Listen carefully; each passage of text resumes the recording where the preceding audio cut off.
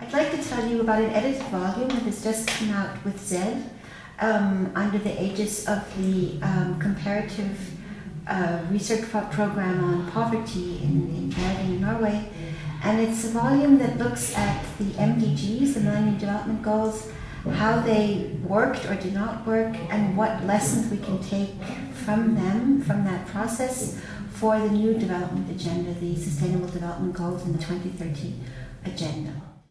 What the volume does, it looks at three different themes. The first one is on measuring poverty as such, and it critiques the fact that in the MDG process, one was using the $1.25 income poverty criterion, and firstly that is a much too low level of income to say in any way that poverty has been overcome or tackled, that hunger has been overcome or tackled. And for another, it actually masks the processes. It does not really show, because it's done as a relational figure.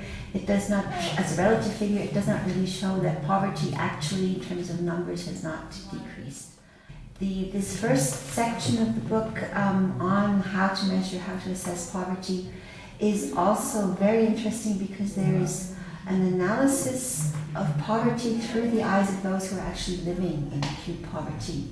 And it's based on field hearings done in 12 countries with around 30 communities, asking people who are affected by poverty, who are dealing with poverty themselves, how they actually explain the fact that they are poor. And the stunning finding from across so many different parts of the world is always that it's the relations, it's the power relations, it's the power structures in their respective community and their respective country.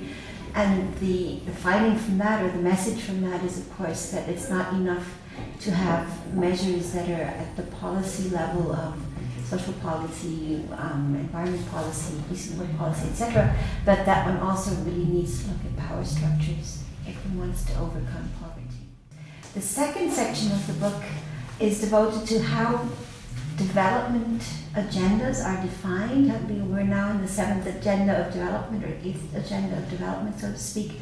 And how does one actually conceptualize agendas? And there's several papers to deal both with the national level of policy making around development goals, and a very critical article looking at the international environment, what the author calls the international financial investment and trading architecture, which actually sets very strong, difficult boundaries for achieving development in whichever way we want to define it. The third section of the book is in a way the forward-looking part of the argument presented by the volume. And here the authors look at solutions to poverty, to hunger, to low income, to social marginalization, that would be found in drastic measures, in very, very strong policy measures. One article deals with the need for revisiting the notion of a basic universal income grant, basic income, and two articles look at what an enlightened developmentalist welfare state would look like, and how social policy and economic policy needs to become again a social contract between residents and governments.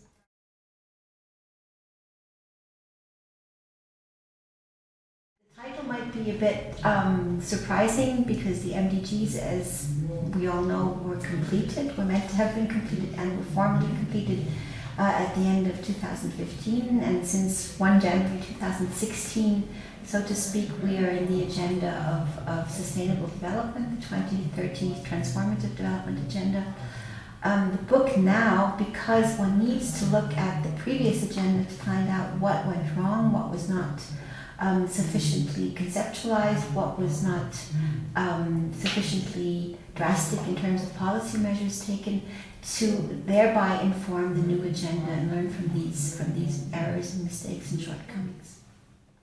What is also special about this book is that the group of contributing authors, all of them have, so to speak, a double background. All of them are well-established, well-known academics in their field, and they're economists, they're social scientists, they're evaluation experts, And at the same time, all of them are activists. They're all engaged in their various fields. There's representatives of the Initiative for Equality. There's representatives from different UN agencies. And there are people who are very closely working in their governments. And we cover all the continents.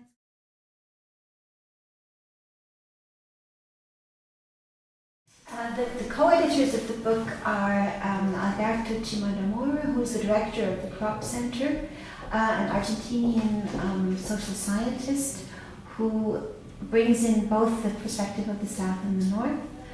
Then Professor Thomas Pogge, who's at Yale, and who is both an economist and a philosopher, and also is very active in the area of hunger projects, hunger schemes globally.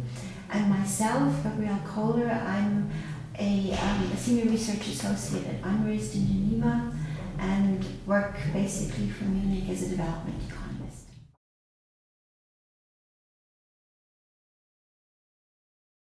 For whom is this book? I would say it could have a very broad readership. Policymakers are, of course, the first audience that we would like to see reading this book and taking our ideas and our proposals forward in the new development agenda and in their national strategies for economic and social and environmental justice. At the same time, activists would be very interested in many of the chapters of the book.